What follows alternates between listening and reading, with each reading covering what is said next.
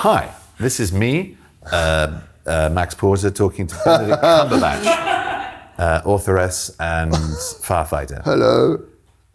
Let's do each other now. That would be brilliant. Should we do each other? Yeah. Oh God! All right. I'm ready. Wait for the lisp and all sorts. Okay, here we go. I am multi-award-winning author. No, sorry. You do it yourself. I'm not feeding you any lines. Hi, I'm Max Porter, and I write. Quite good at it, Marmite, but you know. I think basically, Crow. I'm Benedict Cumberbatch, star of stage and screen. But underneath it all, just a normal guy. Karate expert, surfer, fluent in 19 languages. This is the 10-year anniversary of my book, Grief is the Thing with Feathers. And I'm talking to Max because I'm in the film adaptation, The Thing with Feathers, coming out soon. I mean, we first met on set. Yeah. We were already halfway through, and I was very nervous. I knew Max was supportive. I knew Dylan and him had a very fraternal, close, supportive, collaborative relationship, but I didn't know him myself. So, and also because of the work, because of what I was carrying and trying to deliver and honor with love, and that it's just slightly terrifying when you meet the man, the creator, the lived experience of that book. And I think you were a bit nervous. I was a bit nervous. I was a bit weirded out by it. Yeah. I didn't come immediately. I left you a few weeks to get stuck into it. Because I think the idea that I would be there on day one would have been a bit haunting. Oh, is that what you're wearing? It was very odd. But partly like that? The flat was by pure accident. Yeah. Uncannily like my dad's flat. And that was the biggest spook, really, wasn't it? Yeah, I didn't like it. I felt really uneasy about that. The bunk bed, because these are distant childhood memories. Yeah. And what you realise is how much is still stored back there. Yeah. And then it's sort of triggered or awakened by the physical. And film sets are weird places anyway. They are. They're those liminal existences that come and go. And that flat was destroyed literally, a week after you were on it. And it will live on film, and you walked around it and breathed it. So. Also, writers it's me and the book. And then this book has gathered other people along the way. But then you're like, what's that guy doing over there? And it's a guy whose job it is to walk around. I'm probably misdescribing this, but he's got like 100 different masking tapes of various different colours. And he's just expertly taping things everywhere. And I was like, that dude is taping things in my imagined world. So yeah, it was fun and weird. That's true. Did have a little cry on the train home after that day in a kind of, what have I done? Is this right? Letting it have another existence. Something about film, like this is now being translated into a medium which, as you say, has a permanence and has a bigger number of people on it. But what was immediately apparent, and I'd heard this from all of you, was that the set was carrying this emotional energy. That everyone was very close, and a lot of feelings were being brought up. Yeah. And unexpected people were saying, I'm struggling a bit with this, or I need a minute here. And so there was a kind of intense, emotional self-awareness or shared feeling on set, which was extraordinary. Yeah, and I think from the book and the experience of making it into a film, I think everyone was incredibly invested, and that's the power of this. There's a story that's incredibly personal to you, as you have many fellow travellers. Yeah. However peculiarly and unequivocally personal it is to you, that this touches everyone, everyone who is part of it and everyone who will see it. And that is the nature of grief. It is a universal, and it's something that isn't dealt with. And that's a whole other conversation we can get into. But I think, but the actual act of making it was incredibly involving for everybody. And, which is what we want, right? Which is what we want to make work that makes us feel things. But I think actually in the moment you have to start thinking, and obviously the movie business is really sophisticated in terms of emotional support, isn't it? And psychological support, Getting there. On a way to being better with that. Yeah. But I did think, because I've chatted for years about, that's why there's all this blank space in the book. It's for you. This is your sibling relationship, or your mourning, or your physically architecture of your childhood that you can think with me about. But then that made it really real. Yeah. Several hundred people all thinking and feeling their way into this imagined doing something world. about it. Yeah, that's quite overwhelming for you, I can imagine. The flat was so beautifully dressed. Yeah. You'll know the name of the set designer. Susie Davis. Yeah. Just incredible. Yeah. And things I'd put in the book as tiny little notes to self, like his Coltrane poster, became big, as it were, cameo parts. Yes. And then I feel this kind of vertiginous. Again, well, what have I done? Well, maybe I shouldn't have chosen Coltrane. I stepped away from the book at a certain point, but I reread it again literally yesterday and this morning, and I twice, back to back, and I was amazed at the amount of detail that had been literally transferred, and also, grieving the things that films can't do everything that couldn't be, that we tried or attempted or thought didn't work, but in the way we attempted them. But I was shocked. I was really shocked by how much of the book is in the film. Yeah, the iconography is really well represented in terms of his character and his taste. And also Dylan's decision to make him a graphic novelist, that was thrilling to me. Yes. Partly because of the quality of the work he used to illustrate Dad's work. But even that, Dad says about, a change of career at the end, being suggested by his, his Northern publisher. And it fits, and you're doodling in the book, which is a been reissued with your drawings in it. It is visually, I could talk a little bit about what the impact of the book was incredibly cinematic. An utter guttural, wailing punch of delightful pain and truth and beauty. And within that, it's visually so arresting. And it's a Shutter film. In the broken language of Crow, the poetry of it, you just get these smashing images all the time coming through. As a white middle-class male who grew up something like North London, Clapham Fever, it's a very familiar milieu and that childhood era as well. So it just was very alive for me as a piece of interior cinema as a reader. But Dylan is the person who's not here. Maybe he's the gap in the sofa. Crow and Dylan are here in the middle, but not here.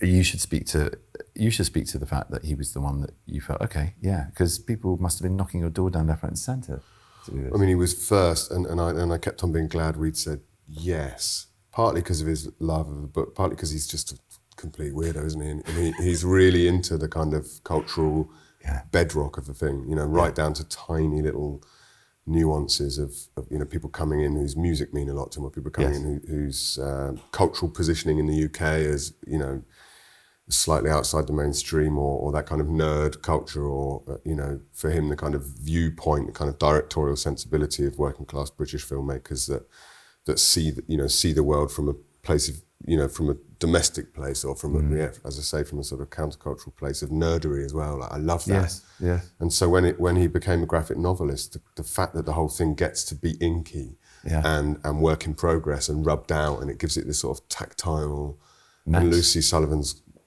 brilliant drawings. Work is so good because it feels already bird-like, already hesitant, already like flooded with grief and uncertainty, and what have I done when I make a mark? Absolutely. If I remove the mark or I spill something, is it still there? And so to combine that with the uncertainty of Crow in that small space and give you that, frankly, for me, as someone that has needed something to do relatively on a kind of compulsive level, I need to be busy. The fact that Dad has to draw and finds himself drawing and then is almost possessed by the drawings. Beautiful. Beautiful decision, There was a technique that Lucy taught me very early on of putting the carbon paper over the white and drawing blind. So you don't know it. You don't know what you're etching underneath. So there's a real freedom to that. And like you say, the correction isn't a correction. It's something that has to exist as the mistake that makes it sort of perfect in its imperfection.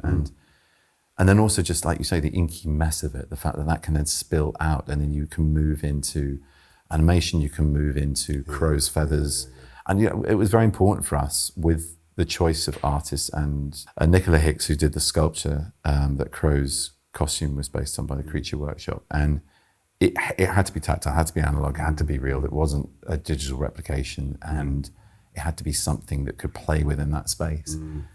And then it keeps a whole sort of slippage alive, doesn't it? Because it's a book that's a bit like a play, and then or an essay or a joke, and then it's a play that's a bit like a book, and then this is a film that's a bit like a graphic novel, that's a bit like a child's bad dream, it's a bit like a guy in a suit, but it's so all the time there's this slippage between what you think you're watching and what it is. Exactly. Which is, to me, where you locate, particularly where Dylan locates tenderness. I agree. I agree. And it's a very true and nuanced point that for someone he's got quite a lot of bombast about it, but he does centre things in the domestic, in that verite, but with humour and all of this skewed artistry and insight into just the rich textures that can be involved in filmmaking. And he is a nerd on everything. I mean, he's seen every film, he's read every book, he's been at every concert. I mean, he's extraordinarily. When he said he was going, we got I don't know back. how he lives. I just don't, because he talks I don't very know how slowly. he does it in the day, and it's all very deliberate, but he still manages to read five novels and see.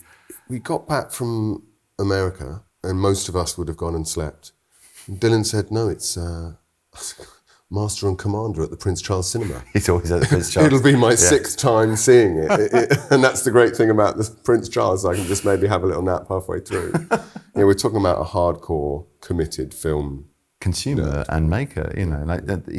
He really knows, because he lives, eats, sleeps, and breathes it. Yeah. I worried about his family, especially when he brought home yet another huge reissued Godzilla statue. Yeah. It's like, what? Do you have storage outside of your house? Because I'm not sure that's going to make it to the. But the way Dylan, his attention to detail, on technical matters, was also being matched by a kind of attention to detail on keeping me informed, or checking that Lucy was happy, or making sure that we all got those little Lego models of, so there's a kind of play in the collaboration. Absolutely, he draws everyone into it. It's just delightful. It is delightful. You're right. It's absolutely that. It's play. When I first read Max's novel in a what felt like a breath-held moment, immediate electric shock of grief being held as a subject in such a unique and profoundly beautiful and devastating way. And the device of Crow and what he is, this amanuensis friend, Mary Poppins, bully, protector, the shades of that, and the opposition to despair, the demon figure, and just the nuance of detail of the relationship of the father to his two boys, to the two boys to each other, to their father changing, to the event. It knocked me sideways, and it was one of those word of mouth moments as well, where everyone was talking about it, and it was extraordinary. It's just a complete work. It just holds itself, and I think will for all time. It's a remarkable achievement, and I can't really speak highly enough about it. And like I said, everything that I'm saying has been said before, but it played very, very vividly in my head, relating to what we then did with it eventually, as a piece of theatre, cinema, puppetry, cartoon, drawing, writing, feeling, light show. I mean, just it's all there in this sort of amazingly brilliant modern. In a mere 11,000 words. I mean, it's not very long. It's not very long. But it really was like a held breath. I couldn't get enough of it. I had to read it all in one go, and I sat down, I think a day later, and read it again. And then a lot of times, obviously, before we started filming, and then I left it alone. I had to, because I just had to. I had to sort of rest in what we had on the page and what we're trying to do in the day, which is a real discipline for me, but because I find it very hard, especially with material that's that absolute in its brilliance. And how does he do it? How does he get something so humane, intelligent, razor sharp, funny, insightful, extraordinary, but also humble and silly, and boyish and childish and true? How does that all work? How does that all work together? How did you do that? It's funny, because it's now not mine, which is fine, and good and interesting, and so all that empty space in it that was, as it were, the white gap I wanted to invite people into is now full of translations, 36 languages of Crow, all squawking and buzzing, and the thousands of people around the world that have spoken to me about it. They're all in it. And friends of mine who in the 10 years since it came out have lost people in circumstances horribly similar to this sometimes. They're all in it with me now. You're in it with me now. The play is in it with me now. That relationship between trying to be deeply, deeply serious about something and then also trying to poke fun at it in order to flood light on it is just how I see the world in a weird way. Being permanently heartbroken at the world and at the missing of people and the yearning for what's gone, at being a part of my joy, part of being a function of joy and gratitude. It still feels like the gesture I want to make. Yeah. And because I had no reader, the private gesture becoming public doesn't change it. I meant it. I mean it. Yeah. I mean these boys. And ultimately for me, the heart of it is the sibling relationship and me and my brother, and trying to get back into that moment and wonder how I am still that child. And I sort of still stand by it in a weird way. I mean, some people hate this book, some people love this book.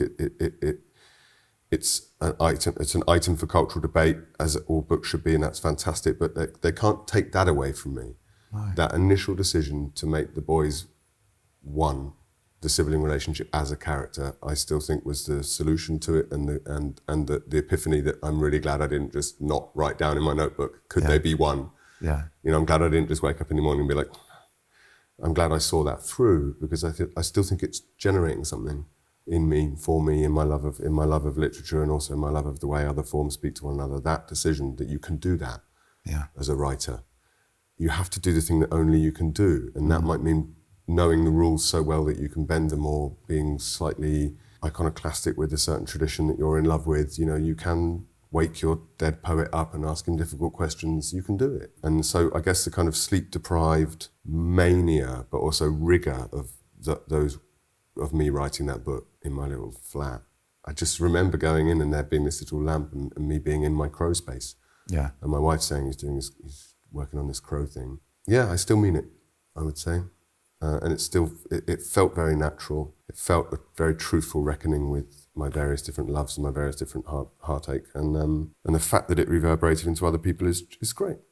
It's nice. But if it hadn't, it is what it is. It's still the same thing. Yeah. With that authenticity of experience and everything. Yeah, I think that's a lot, resonant about what you wanted it to be is what people connect with. Yeah. I think that you can only do that with something that's true to you as a creative or someone who's had a lived experience. Yeah, and one man's masterpiece is another man's load of old shite, and that's completely fine.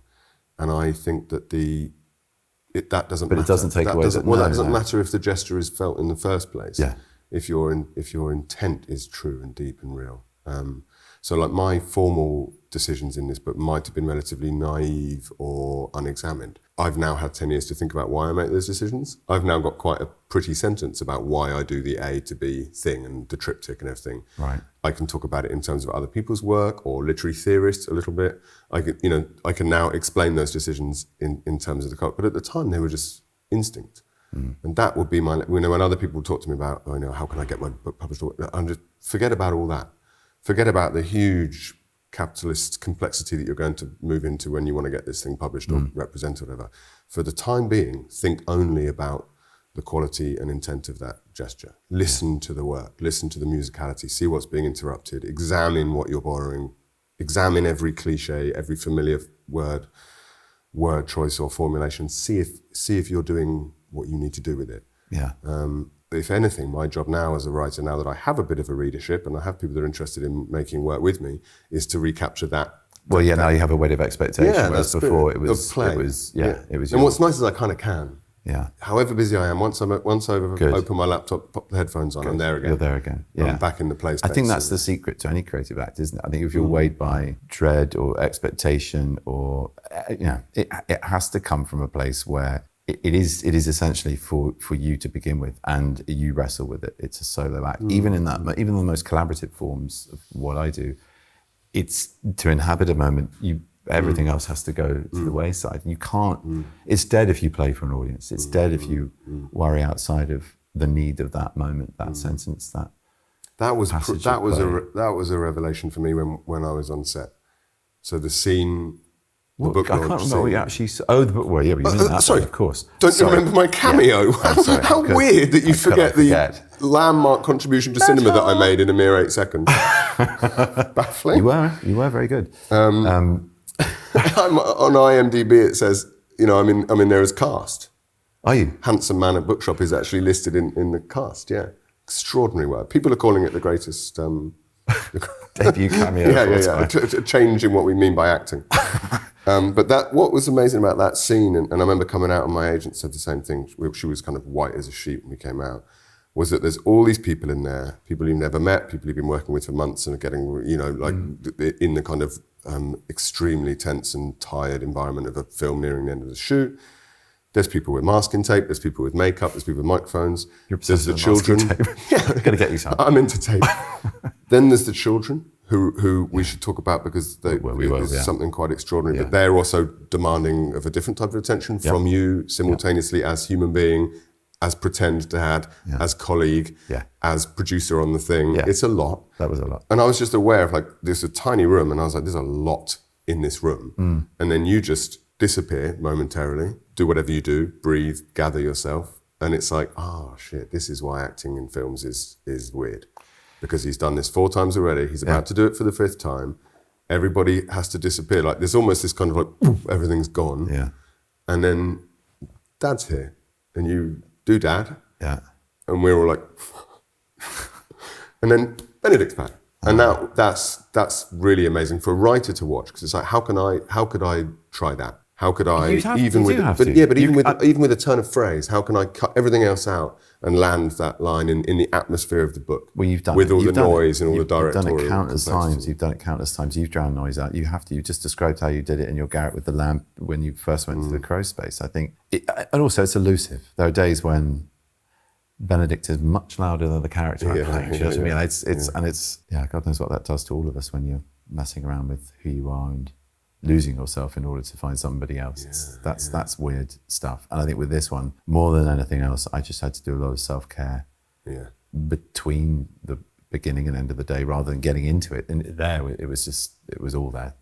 It was actually about letting it go. More. There's no fucking around with this. No.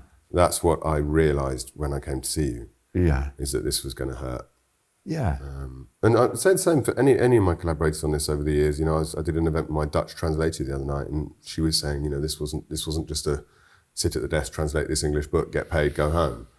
She lived in it and pulled it apart and made it her own in a way that, you know, because language is selfhood. So the decisions you're making with language are how you are in the world, what you are in relation to other people. So this book, that's a far more delicate task than acting it in a way, because although there is a huge weight of responsibility with that as well, but to literally put it into another language, and yet it is a craft of language. That's a very tight, horrible. I love that rope to walk. Because also you're making Dutch crow, but Dutch humour is different from English humour. Well, yeah. Dutch understanding of bird noise, and you know everything. You're rewriting a kind of nonsense poem in a language where to learn the language in order to just enjoy the work. I mean, I remember my Catalan translator saying, "Do you mind if Crow becomes Catalan?" I was like, "He has to, go for it." So he becomes kind of the songs he sings and the nursery rhymes he riffs off, and the noises he makes are Catalonian crow sounds. That's very cool, and I love that. That's very cool. That. I think, you know, when you've been doing it for a bit of time, I mean, as in the particular job, the particular role, there are certain hooks, there are certain things that, you know, put you in the right frame of mind to deliver that moment. And the slightly wiser I've got, I know not to hold on to those too drastically, because then it becomes precious, and then you're chasing a ghost. You're trying to just replicate something that's just happened. And it's almost always about just leaving yourself open. You have to be very confident in the material. You have to know what you're doing. You have to understand where you are in the story and all the kind of mechanics of narrative in that time for previous circumstances, where it's going next. And also, I think, even on a slightly bigger zoom out, just understanding the context, sometimes on the audience or the camera move, but not the audience, because again, that's dead.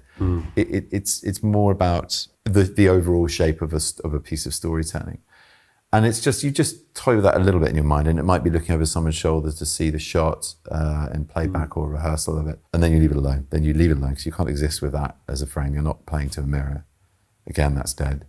Emotionally, whatever loss you've experienced, you naturally reading it, being in it, you start to connect to that emotional charge, and you just listen. You listen very deeply to what that is, and you let it take you over. And that could be quite scary. And that could be exhausting as well, because it just sometimes cut doesn't mean cut. You just have to go into a corner and keep crying, and that's something. At least you're in a car though, not on the old 133 back to Bristol. You were on your Todd's. I love a public cry. I've done it. I'm a professional public crier. Tell me about the boys though, because I'm not good at it. Well, no, actually, no, it's not true in audiences. No, I've been openly moved, but for a private reason on my own. That I've only had one experience of that, and it was kind of mortifying. I didn't know where to put myself.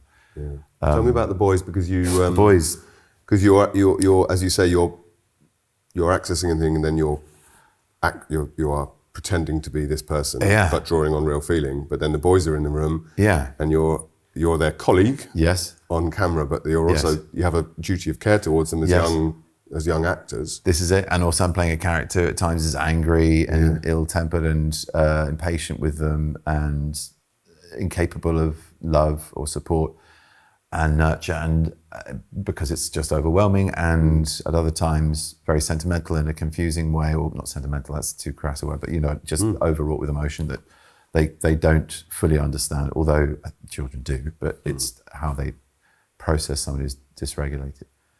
And that was one of many spinning plates, I guess, but it made the focus of being in that moment really acute, because with the children, you never knew. It could be, one of them could come on set and go, no, I'm bored, I don't want to do this. And you can't coerce a child into doing acting, especially in that environment. Also to protect them against what it is and explain the scene and talk about it, whether it's grief and loss and pain, whether it's the fact that Eric Lampart, this brilliant physical actor, is wandering around on stilts in a crow prosthetic, which for them is like, I mean, having done Eric as well, it's like, it's magic. They are just like lost in the make-believe of it, having conversations with them, and it's a game, but sometimes he's got to be mean to them or make them do things they don't want to do. And so managing them as a sort of parental figure, managing them as a colleague was actually my real way in, like treating them as what they were, which are fellow actors, although they were non-actors. And it's like fire. It's just like having fire in your hand. It is so extraordinary. And to work off that, you just go with it rather than against it. And it becomes Do you think necessity, that's easier for you because you're a parent? Massively so, yeah. I mean, I can't speak from any other point of view, but it made it, my empathy for their situation. I'm thinking of what if these were my boys. There's a lot of that around this film, obviously, but how would I want them taken care of on a set, and to give them that love and respect and time and patience. The work. I mean, Dylan tells good anecdotes about, they drew on his face with a Sharpie. They demanded Haribo in order to work. They called him Weak Man and drew bum on his face with lipstick. They're only doing what we all want to do. But then, say 2 hours of complex intercollegiate manpower person power goes into getting these kids on set. The 20 seconds you get is worth all of it. Yeah, it is. It is. It really is.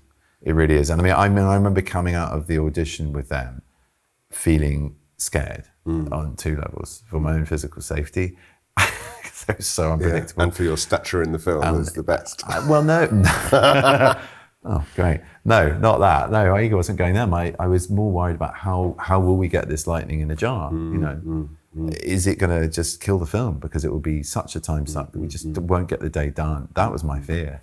Not that they would outshine me. I'm happy with No, well, I mean, and so they should. They're extraordinary, untouched, brilliant But isn't that actually a beautiful challenge? I mean, I do this so some of my I do this teaching in the prison, and in order to be, I'll set them a little exercise. Yeah. And because I go in again to see the same guys, they're getting better and better and better, and they know me really well now. So I'll say, right, let's all write from the point of view of you got to pretend you're Benedict Cumberbatch, and you got to write how it feels to be sitting on this sofa. And they do it, but I have to do it too. Yeah. Because if I'm going to make them read their work, I'm going to read it. And that's the same with the boys in a way, isn't it? Like you can say to them, behave, you've got to now become, but actually their innocence in the process, their lack of professional mannerisms or performance actually is a raw challenge to how you do it. Because they're like, well, go on then. Exactly. No, exactly. There was one moment where Richard didn't want to hug me, and then he did it. And during the shot when he was hugging me, which is a massive sort of, that thing that you write about in the book, how these children keep recharging me and I'm giving them nothing, yet they manage to replenish me, which is so true of children's ability to emotionally stabilize adults. I think, he put his arm around me though, and he whispered, "You owe me big time." So, well, probably, I think Sound heard that as I'm sort of weeping with guilt about ill-treating them because I miss their mum. Yeah. And I've got cross with them in the moment of thinking I've lost them as well. Yeah. And he literally whispered, "You owe me big time." That's beautiful. And he meant it. Yeah. There's a moment because he knew it would unlock me, or he saw it unlocking me, and he was like, "Oh, I see. I've given you something there." That's the thing that this adaptation has that none other will have is the court moments of genuine parental problem. Yeah. There's a bit where you're cross with them about tidying up, and they look up at you and they are simultaneously genuinely scared, I'm worried and for me. worried, Yeah. and also pitying. They're just like, oh, this guy's He's not complete, in control. a complete mess. He's lost Yeah, it. Yeah, it's all of those things. You're so right. And I think that was a case in point where I went, okay, I now have to be Benedict very fucking quickly. I have to go to them and say, look, I don't like shouting. I try not to do it in real life. I'm really sorry if that gave you a jump. But you must raise your game. I said, it's your reaction was brilliant. I won't do that again. We'll do something different. But I'm sorry if it jumped you because I did. It was the first thing I did. It was a genuine shock to them. And they were like, "Whoa!" And Rice Krispies flew out of their spoon. It's just something you could never get again. And yeah, I just felt suddenly very desperately parental towards them. I feel desperately parental. Full stop. Yeah. What is parenting to me? Feeling desperate. Desperate with another word. Desperately joyful. Desperately humble. Desperately out of control. Yeah. Desperately inept. Desperately learning. Desperately catching up. Desperately loving. It's true. The truth of Crow being real is that it's both a blessing and a curse in the sense that Eric Lampart is this really gifted, Lecoq-trained physical actor who's so committed in the most uncomfortable way on stilts, holding a crow head, this beautiful thing made by the Creature Workshop, and yet really heavy with animatronic eyes. So it's doing that, and he's sort of underneath doing his best David Thewlis voice, and it's such a car crash of stuff to act with. It really was, and no disrespect to him or the idea of it. But it was utterly, utterly necessary to see them both in frame as real things. But that was another thing where I had to go, whoop, okay, someone's driving a funfair at my head at a million miles an hour and I've just got to find Dad and stay in that lane. And ignore, and everything about it. And knowing that this was something that was manifest in someone's imagination, that is played real in a domestic situation, which is very real, as we talked about earlier. Susie's design, Dylan's attention to detail and what we brought alive from the book. It's very other. And then you just have to release into that and go, no, I'm treating this as if it is as real as the toaster or the kettle, apart from one very particular moment where he's practicing magic on me and I'm spinning around with whiskey and I love that. Screaming Jay Hawkins is playing Feast of the Mau Mau.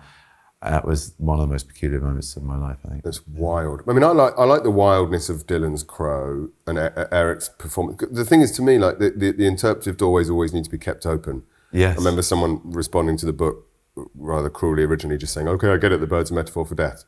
Well, no. There's multiple doors. I want them all open. But what this does well is for me that he's frightening. He's deeply, deeply tragic. He's like a pathetic assemblage of ideas, So like, who's the crow you deserve?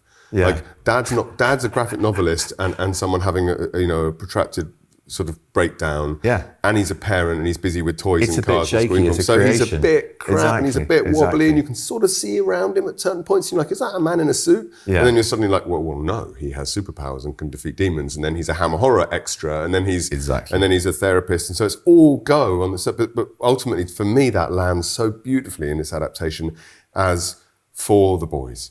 Yeah. He is a bespoke visitor for this unit of three, and therefore he's a joke. He's something to play with. He's an accomplice in their imaginary world. Yeah. When after the demon scene, which is this astonishing homage to horror and to manga, and it's like really hard,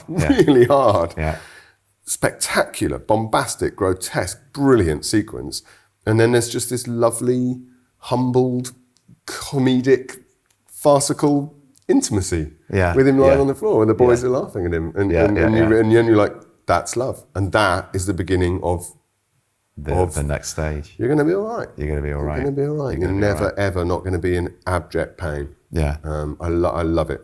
And Nicola's sculptures, these sort of half man, half animal, dripping with hay and wax and things. So there is the sense always that he sort of wobbled in from another film. Or he's still, she's still attaching things as he comes in. The makeup artist still slapping on a dropped feather. Yeah. It's true. And I mean, you speak to it very eloquently. I guess I was just tackling it as a technical reality on the day. Yeah. But within the film, it does work. It does work for all of those reasons. It's a sort of daring joke. My favourite shot in the film is when the two of you are just staring at each other. Everyone else has disappeared. That was my idea. I was very happy with that. I said, don't you think we should just have a moment where he stops and he's looking at Crow, everyone else is gone.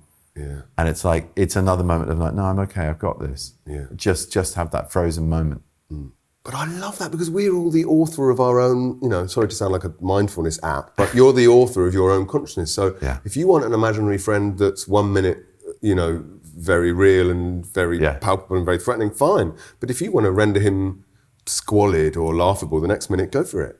He's your trick. And so the fact that you all do that together, the moment it comes into that beautiful montage of Crow as therapist and friend and playing with the boys, is really available to all of us at any time. It really is. And that's what that is the power of imagination and storytelling, I guess. Is it can be that. It can be all of those things. It can be demented torture, but it can also be a crutch of security and support and love.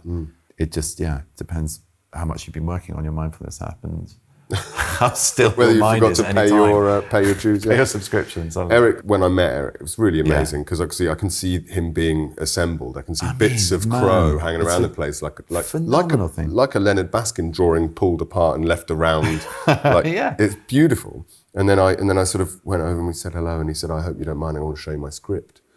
Did you see it? I mean, it's a work of he's annotated it, drawn all over it. He's got quotes from the book and from elsewhere. He really lived it. Oh, he did his work. He was very, very invested. Wonderful. Very invested. And physically, probably the toughest gig of all of us, I think.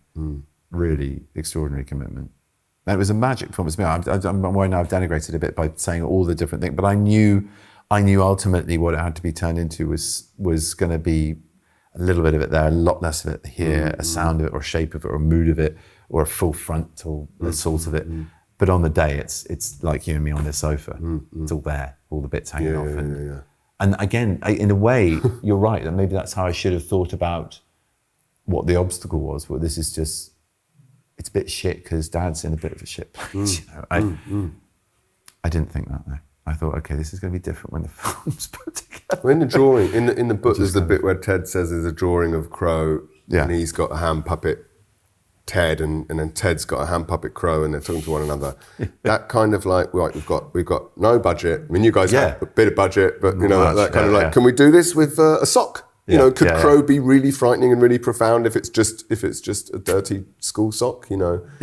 I think the way you see the gaps, that's what keeps this so alive. But it was a very beautiful creation. I mean, that head was extraordinary, and Eric's work was really detailed and profound. And then I think, the other part of creation is how the boys then try to fulfill Crow's challenge to rebuild their mum. And honestly, I can't watch that scene.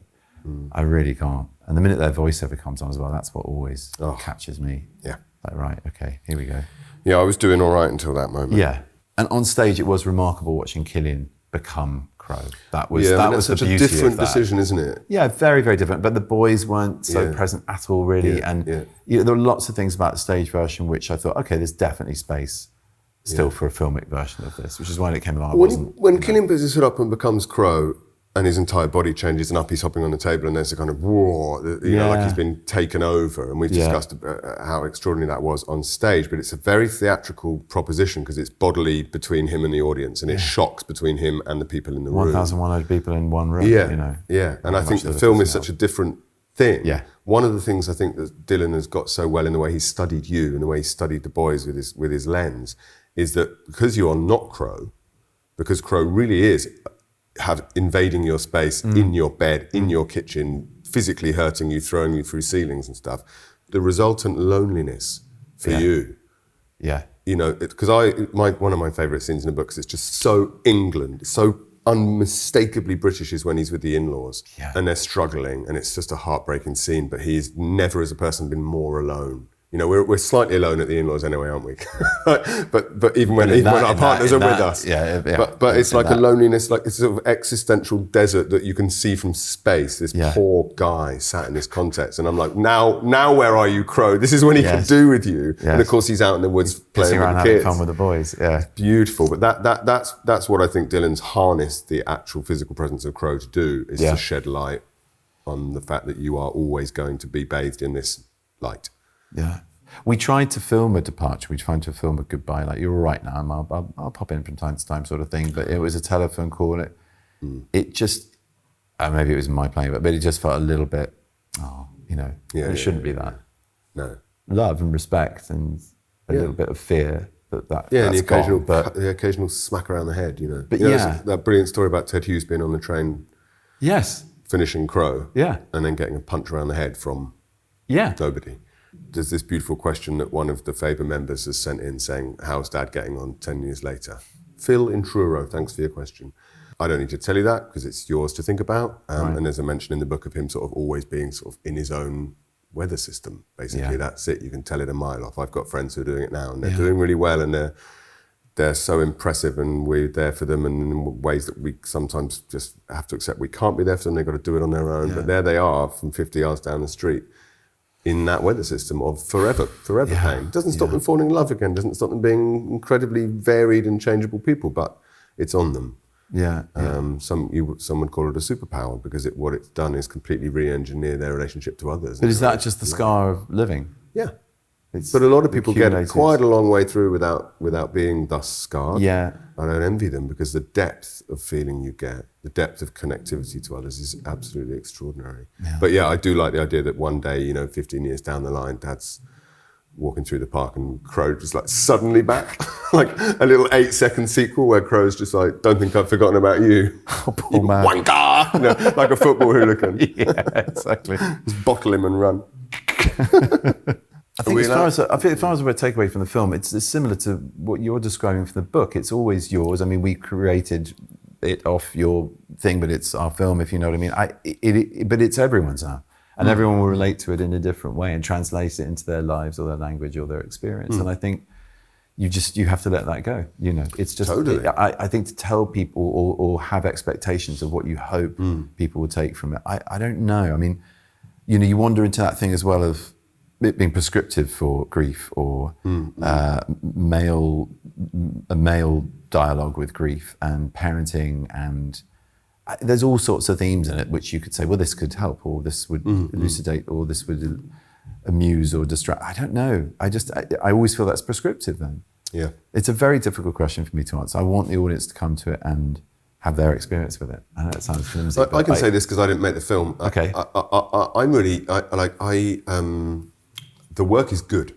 The work is interesting and beautiful. So if I were to write, I do this in my books always before they come out. I'm like, what's the hatchet job the Times is going to write this time? Yeah. I can never quite guess how bad it's going to be, but it's a bit of preparedness for the fact they don't like my shit. Right. They don't like the way I write. They don't buy it. They're not moved by it. The experiment doesn't come off for them. Whatever. Yeah. So say I were to do that with this film, like, okay, you don't like the horror elements, or okay, you don't quite think that the Crow should have been a guy in a suit, or you think that it shouldn't be set in flat, or you think it's boring, it's a middle-class white guy, whose wife's died, happens to everyone.